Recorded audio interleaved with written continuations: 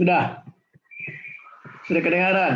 Sudah, Prof. Terima kasih. Bismillahirrahmanirrahim. Assalamualaikum warahmatullahi wabarakatuh. Pertama, terima kasih karena turut dilibatkan di acara ini. Yang kedua, selamat pada para alumni Terwahyudi karena bisa melaksanakan Marin 20 pada saat yang kita sekarang lagi bermasalah dengan COVID.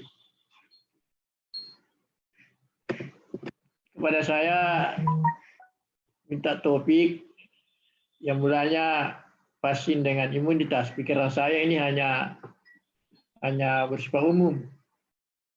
Tapi kemudian muncul lagi berikutnya adalah development and antibody transfer pada vaksin development and antibody transfer pada COVID-19. Jadi saya kerja ini 2 hari saya siapkan ini untuk bisa memenuhi pengharapan kita semua. Mudah-mudahan bisa memenuhi. Kesulitan yang pertama adalah bahwa vaksin ini belum ada. Jadi kita harus menghayal-hayal atau melihat perkembangan apa yang dilakukan oleh berbagai center-center penelitian meneliti vaksin ini. Kemudian yang kedua adalah antibody transfer yang saya kira sudah banyak dibahas tadi, apa kegunaannya dan bagaimana masalahnya.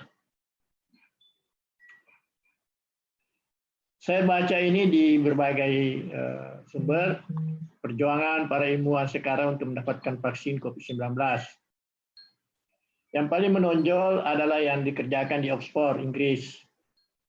Ya, mulai bulan ini, tanggal 23 yang lalu, beberapa hari yang lalu, dia sudah human trial. Ya. Dan dia sudah sukses di binatang. Ya. Human trialnya ini melibatkan lebih 1.000 orang, di mana dia akan bagi 2, yang diberi dan yang tidak diberi. Perkiraannya kemungkinan dia akan dapat kesimpulan 2-6 bulan kemudian, 2-6 bulan kemudian.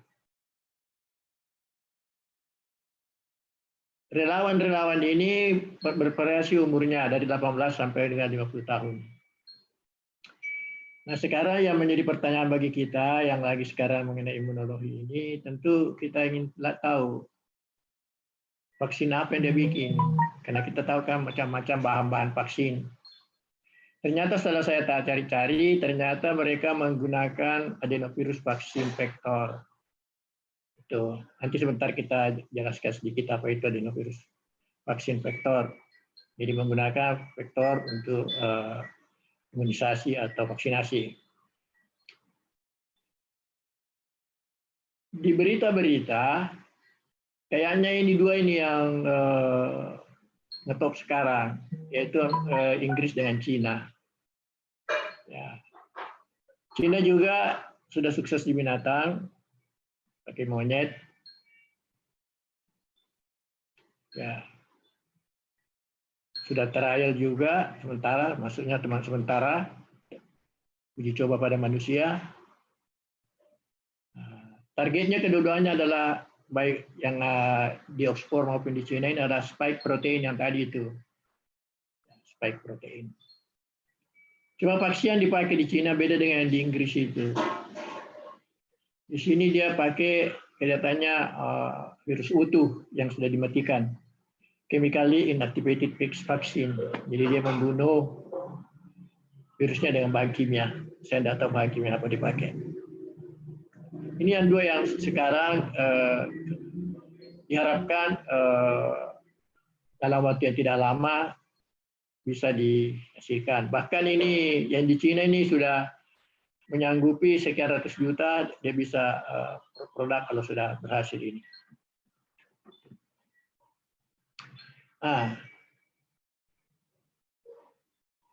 Di samping itu, di berbagai center lain, ya apakah itu Amerika, Jepang, Kanada, Australia, semua sudah melakukan dan ada yang baru mau melakukan. Yang kita dengar juga sudah melakukan adalah Amerika, di Seattle.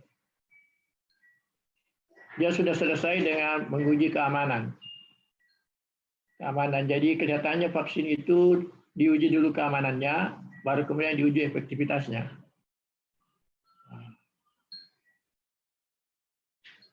Cuma anunya yang di Amerika dia tidak melewati uji binatang. Jadi sudah mulai juga bulan lalu. Kita tidak tahu nanti kapan bagaimana hasilnya itu. Kalau di Australia baru pada level binatang. Baru akhir bulan ini atau bulan depan baru akan mulai dengan human trial. Kita tidak tahu juga bahan vaksin apa yang dia bikin. Ada 2 raksasa farmasi, Sanofi dan GSK baru bikin tim. Ini kondisi terakhir ya.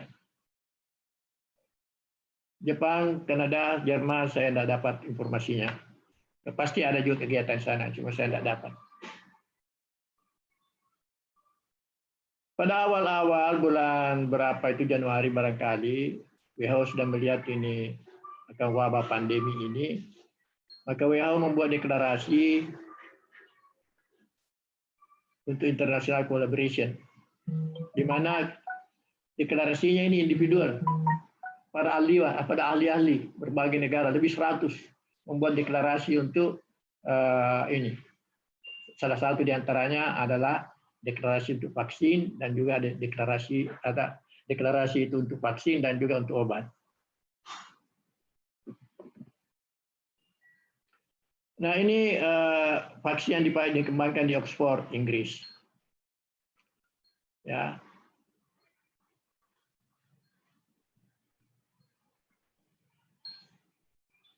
Jadi dia pakai vektor, yaitu vaksina atau coronavirus. Tapi kalau di Inggris yang biasa dipakai memang adalah vaksina dan coronavirus. Tapi di Inggris itu dia pakai adenovirus. Ya.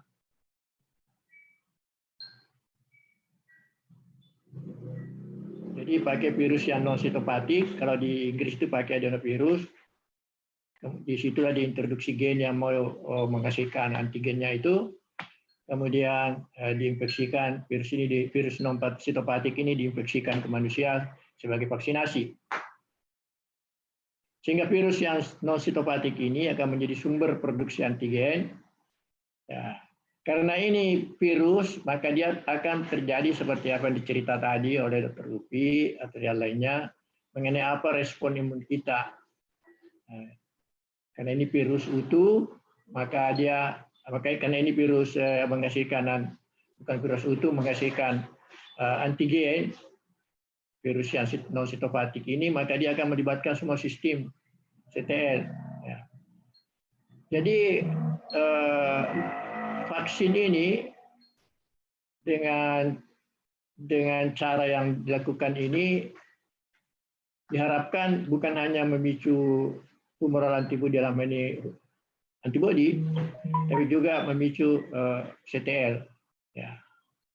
Jadi dengan berfungsinya non sitopatik virus sebagai vektor yang menghasilkan antigen, maka dengan sendirinya ada presentasi ke dendritik, kemudian dan seterusnya ada presentasi oleh dendritik dan seterusnya sehingga CTL bisa terlibat, bukan hanya antibodi. Nah, tidak ada sesuatu yang tidak ada masalahnya. Dari literatur saya baca bahwa salah satu masalah vaksin yang melibatkan CTL adalah yaitu misalnya non sitopatik virus tadi itu menginfeksi sel, mudahlah terjadi imunisasi, respon imun. Sel yang diinfeksi tidak apa-apa karena dia non sitopatik. Tapi kalau setelah itu terbentuk respon CTL bekerja, maka bisa-bisa sel yang ditumpangi oleh non sitopatik virus tadi, vektor tadi ini, itu bisa diserang oleh CTL. Ya. Jadi bukan oleh sitopatik kematiannya, bukan oleh virusnya, tapi karena CTL-nya. Ini yang secara teoritis dikhawatirkan bisa terjadi kalau satu vaksin melibatkan aktivitas CTL. Itu. Bagaimana dengan di Cina? Secara teoritis, saya baca dari buku ini apa itu respon yang bagaimana itu vaksin yang menggunakan mikroba utuh. Kita tahu bahwa kalau vaksin itu mikroba utuh ada dua macam. Ada mikrobanya dilumpuhkan, dilemahkan dengan berbagai metode, termasuk metode rekombinasi. Teknologi rekombinasi DNA bisa dipakai untuk melemahkan atau menghilangkan virulensinya. Atau memang virusnya dimatikan. Nah, apa keuntungannya daripada vaksin yang menggunakan mikroba utuh, misalnya di sini virus utuh, bahwa seluruh sistem imun akan terpicu. Nah, itu tadi, baik humoral maupun seluler akan terpicu. Itu kira-kira harapannya. Memicu innate dan adaptif. Nah, sekarang apa perbedaannya kalau dia dilemahkan atau dimatikan? Dari hasil kajian dari berbagai vaksin sebelumnya, termasuk polio yang menggunakan, kita tahu bahwa polio itu ada yang menggunakan mikroba utuh, ada yang menggunakan mikroba dilumpuhkan. Menurut hasil-hasilnya yang saya baca itu bahwa ternyata mikroba yang hidup itu lebih kuat memicu respon imun ketimbang kalau dia sudah dimatikan. Ya. Lebih kuat dalam arti kata mungkin kekuatan efektivitas daripada respon imun yang dipicunya. Dan yang kedua dari lamanya respon imun itu bertahan. Ternyata respon imun bertahan atau antibodi bertahan lebih lama, setel bertahan lebih lama kalau digunakan vaksin hidup, ya, digunakan mikroba hidup. Metode pelemahan saya kira macam-macam, ya. Ada salah satu adalah pembuangan gennya, ya, delesi gen, dan tentu dengan metode DNA rekombinan, misalnya virus itu gen virulensinya dibuang, didelesi sehingga dia tidak menjadi virulen lagi, tetapi tetap hidup. Atau gennya yang berurusan dengan virulensinya itu dibuat mutasi menjadi gen yang lain sehingga tidak virulen. Itu berapa contoh-contoh yang bisa dilakukan bagaimana supaya hanya dilumpuhkan atau dilemahkan saja. Ya.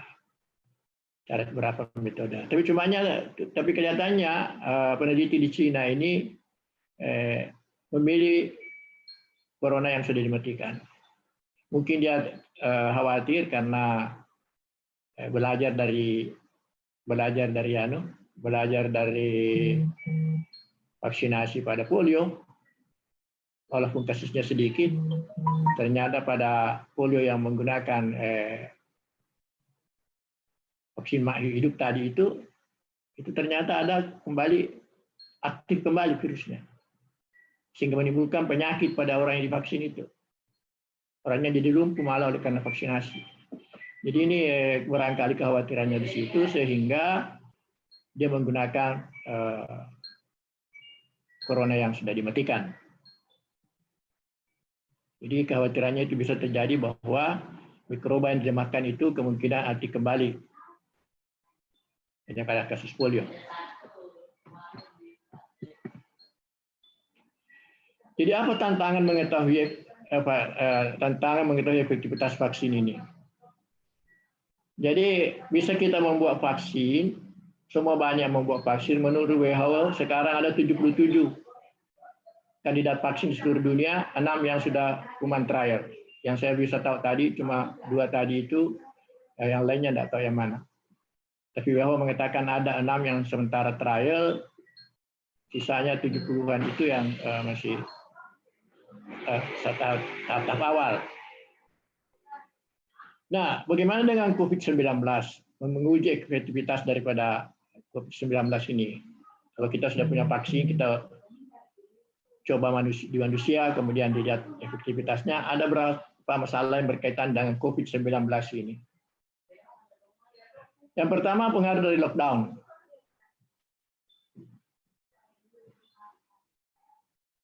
Jadi pengaruh lockdown ini membuat orang yang terinfeksi menjadi sedikit. Jadi kalau di uji coba vaksin itu yang kena terinfeksi virus itu menjadi sedikit kena lockdown. Jadi agak lama baru bisa dapat dibuktikan bahwa ini efektif atau tidak. Karena paparan daripada virus itu kepada orang yang masuk di dalam relawan penelitian itu ada dikasih vaksin, ada yang tidak divaksin, baru dia hidup di masyarakat, berapa yang kena virus ini, berapa yang tidak. Jadi kalau lockdown itu agak susah. Itu salah satu.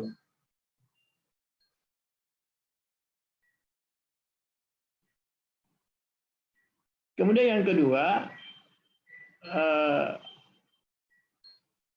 kita tidak usah lakukan lockdown. Ya. Biarlah orang terinfeksi supaya kita segera bisa mengetahui manfaat daripada efektivitas daripada virus yang dicoba ini. Ya, vaksin yang dicoba ini maksud saya. Itu juga sangat berbahaya. Kenapa sangat berbahaya? Karena melakukan vaksinasi baru kemudian dibiarkan saja orang tidak usah ada upaya, yang penting supaya kita lihat kalau terinfeksi ya kita lihat efektivitasnya. Sangat berbahaya karena bagaimana kalau orang terinfeksi betul? Ya, banyak terinfeksi sedangkan COVID-19 ini belum diketahui obatnya. Andaikan diketahui obatnya, maka ini bisa dilakukan. Ya biarkan dia terinfeksi, kalau dia terinfeksi segera kita obati, selesai. Tapi ini sekarang obatnya tidak ada. Jadi bisa menjadi masalah. Ini masalah mengenai COVID-19 untuk pengujian efektivitas vaksin.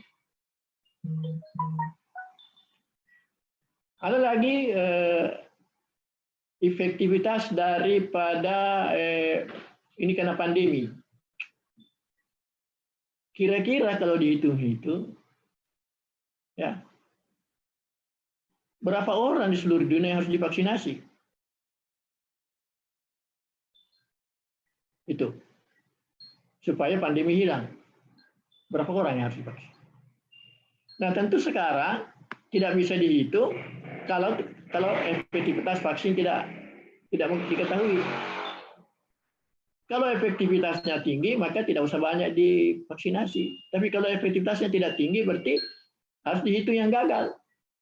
Nah, jadi itu kira-kira masalah-masalah vaksinasi, uji efektivitas vaksinasi, kemudian efektivitasnya menghilangkan pandemi, itu semua menjadi hal yang dibahas berkaitan khusus mengenai COVID-19 ini. Pertanyaannya sekarang, kira-kira kapan hadir ini vaksin COVID-19 ini? Saya sudah katakan tadi, WHO sudah merilis ada 77 kandidat vaksin dikembangkan seluruh dunia, 6 sudah dicoba pada manusia.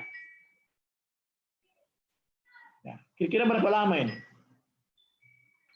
Kalau kita lihat standar pada umumnya tidak keburu-buru kayak COVID ini, orang dengan santai membuat vaksinnya.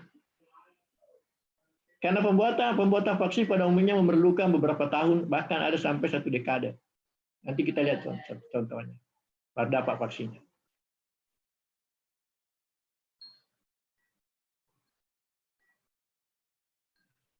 Sekarang peneliti-peneliti tadi berbagai negara, baik yang jalan sendiri-sendiri maupun yang kolaborasi, itu mengharapkan vaksin ini ditemukan dalam hitungan bulan saja. Banyak ahli memperkirakan 18 bulan, insya Allah kita akan dapat vaksinnya. Jadi kalau ini benar, pada pertengahan 2021 baru kita dapat vaksinnya. Nah, kira-kira pertengahan 2021. Gitu. Sudah banyak orang yang korban. Sekarang dana untuk mendapatkan vaksin ini. Saya cari-cari, mudah-mudahan ada teman yang dapat. Saya tidak dapat, cuma satu saya dapat. Data dari Inggris saja. Saya pernah dapat data dari Amerika, tapi rupanya saya cari-cari data di mana lagi itu. Nah, data dari Inggris ini yang katanya bahwa Inggris menyiapkan dana 20 miliar pound sterling untuk Oxford saja. Di situ ada Institute of Gender. Oxford, dan ada lagi grup peneliti imunologi itu di Oxford itu. Dan untuk Imperial College of London dia kasih 22,5 million pound sterling. Kemudian pemerintah Inggris mengatakan kepada Brighton bahwa gunakan semua pajakmu untuk penelitian COVID-19. Artinya pemerintah tidak ambil itu pajak. Gunakan semua pajakmu, berapa pajakmu pakai untuk meneliti COVID-19. Meneliti artinya mendapatkan vaksin. Bukan hanya meneliti yang penting dipublikasi apa tidak. Penelitiannya, targetnya vaksin.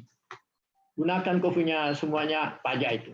Itu kira-kira yang dapat saya dapatkan bahwa memang kalau kita lihat ini ya kita tidak bisa membayangkan bahwa ini bisa kita lakukan di Indonesia ya dengan seperti keadaan kita sekarang.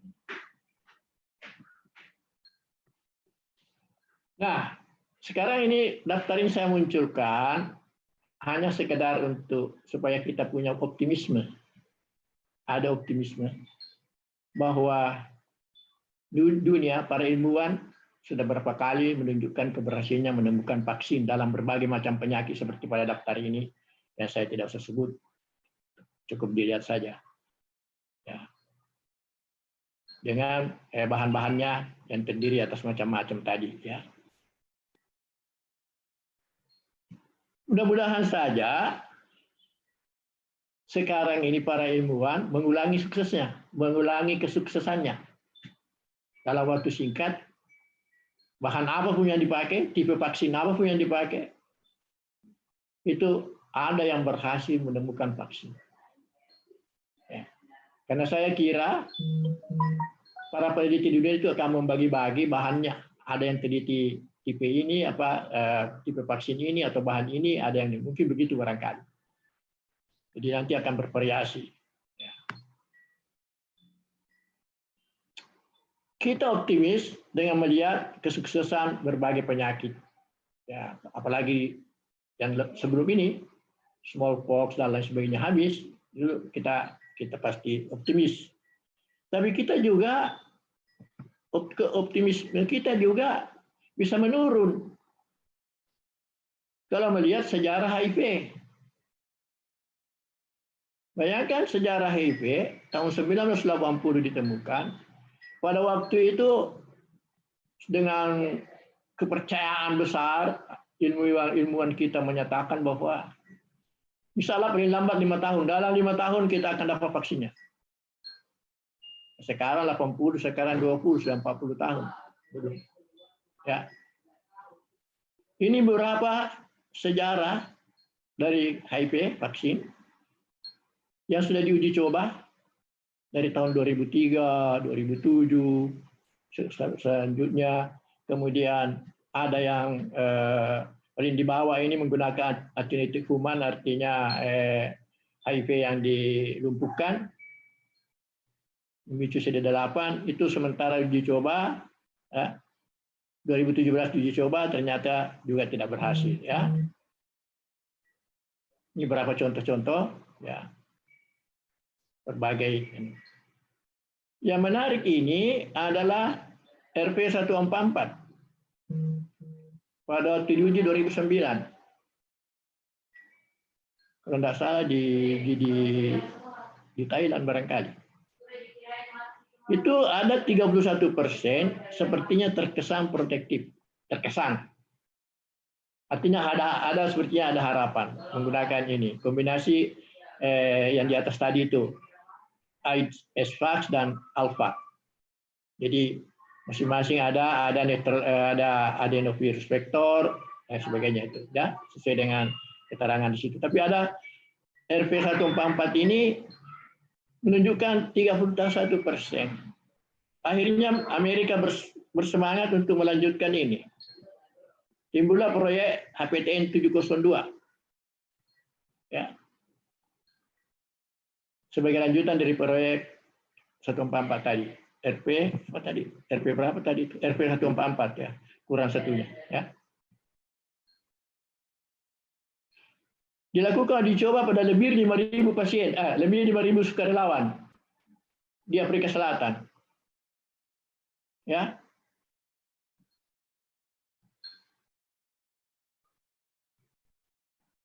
di mana hasilnya sangat mengecewakan. Di antara 5.000-an itu yang dibagi dua, ada yang divaksin, ada yang dikasih masih tidak divaksin, booster divaksin. Ternyata yang menderita HIV pada kelompok yang divaksin dengan tidak vaksin jumlahnya hampir sama. 1129, 1123. Berarti vaksin ini sudah tidak efektif. Akhirnya Februari kemarin, Amerika memutuskan untuk menghentikan vaksin itu. Tapi sudah menghabiskan 100 miliar dolar. Itu. Jadi vaksin, mudah-mudahan mari kita berdoa semua, mudah-mudahan vaksin corona tidak sama dengan HIV, sama dengan yang lain yang sukses, dan dalam waktu tidak lama kita akan mendapatkan vaksin untuk COVID-19 ini. Sekarang kita pindah ke passive immunization. Yang sudah disinggung tadi, sudah ada juga yang menanyakan tadi itu tentang convalescent serum. Passive immunization ini biasa dipakai untuk menyelamatkan penyakit yang mengancam jiwa, kematian. Misalnya anak-anak, orang-orang yang tetanus, bisa segera mati kalau tidak dikasih passive immunization ini. Rabies, hepatitis, dan lain sebagainya. Memberikan perlindungan singkat selama antibodi masih ada. Tidak punya memori, jadi kalau nanti datang lagi serangan mikroba yang sama, ya kita harus kasih lagi passive immunization. Tidak ada memorinya. Sekarang ini sedang dikembangkan, sudah di trial juga, sementara uji coba. Bagaimana kita mendapatkan imunisasi pasif yang bertahan lama? Saya belum tahu persisnya bagaimana metodenya ini, disebut sebagai faktor imunoprofilaksis. Jadi sekali lagi menggunakan lagi faktor.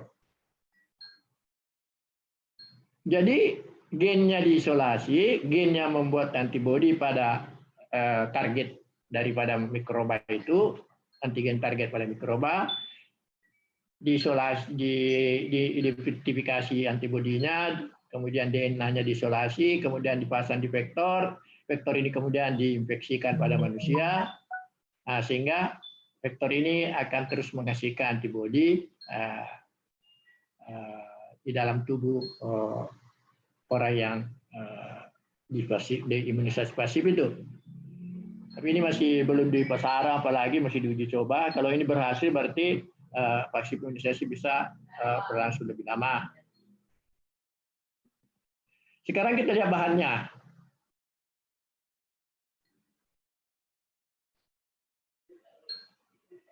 Yang populer sekarang konvalesen plasma untuk virus corona. Ya, kita tahu bahwa sudah ada mesin untuk memisahkan plasma aferesis atau plasma feresis. Yaitu, jadi itu yang pertama. Jadi sekedar plasma saja. Plasma sudah kasih masuk semua plasma itu kepada pasien. Apa yang ada di plasma itu semua dikasih masuk. Mudah-mudahan di dalamnya itu kita harapkan ada antibodi. Ya. Yang kedua adalah bukan plasma total, tapi dari plasma itu diisolasi atau dipisahkan IgG yang diinginkan, subtipe IgG yang paling diharapkan, paling jago untuk itu. Nah, bisa dia bentuk IgG yang subtipe mana yang paling jago, kemudian disiapkan dalam bentuk berapa kemungkinan pemberian. Ada yang standar untuk pemberian intramuskuler, ada untuk intravenous. Tentu saja beda yang mana intravenous, mana intravenous, terutama mengenai komponen yang dalam itu, sehingga pengendapan terutama ditakutkan itu kalau komplemen terlibat di dalam, sehingga menimbulkan masalah kalau tidak boleh tukar, tidak boleh IM dikasih IP. Ada juga yang kadar tinggi Ig. Jadi ada yang standar saja, berapa, ada yang memang dipisahkan, diberikan kadar tinggi. Ya, itu pun bisa bentuk IM atau intravenous. intravenous atau intramuskuler. Nah, bagaimana dengan COVID-19?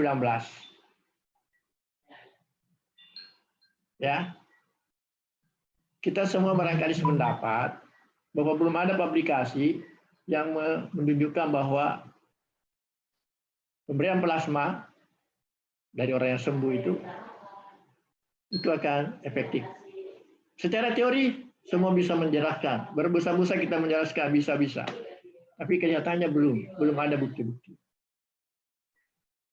Nah, sekarang ini menjadi perhatian. Kenapa? Karena seperti yang dikatakan, selama vaksin belum ada, harapan kita di sini. Harapan kita di sini. Indonesia turut mengharapkan ini. Maka sekarang ada 2 negara yang aktif melakukan penelitian. Kita dengarlah nanti hasilnya, Amerika dengan Perancis, mengenai plasma ini, terapi plasma ini. Khusus Indonesia ada kerjasama. Alhamdulillah kemarin saya baca itu YouTube-nya, ada apa infonya, sehingga saya bisa sampaikan saudara sekalian. Yang dijelaskan oleh wakil direkturnya Rumah Sakit Gatot, Rumah Sakit Angkatan Darat, bahwa mereka kerjasama 3 institusi ini, yaitu Eijkman, Bio Farma Bandung, dan Rumah Sakit Gatot Subroto, di mana mereka bagi tugas masing-masing. Bio Farma tugas untuk melihat imunoglobulin mana yang kita anggap paling jago, yang paling bagus, yang paling apa. Kemudian Eijkman tugasnya apa? Gitu yang tadi, siapa punya slide tadi itu? Slide-nya barangkali apakah ya? Yang memperlihatkan bahwa antibodi itu ada 2 macam.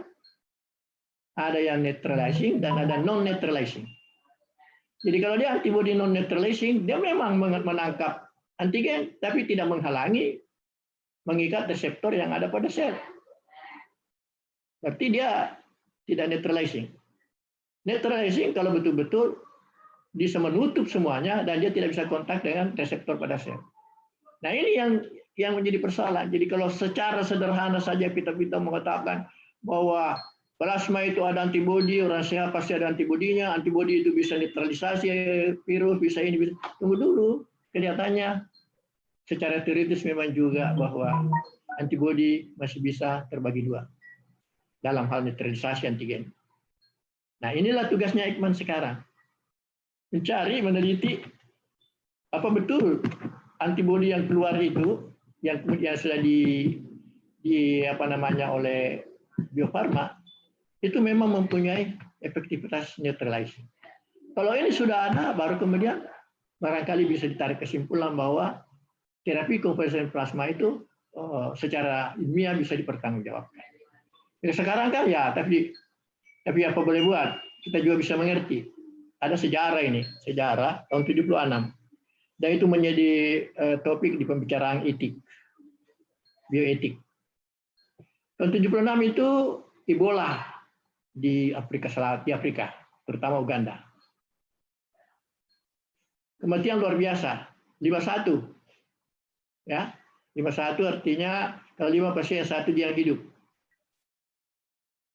Kematiannya di sana.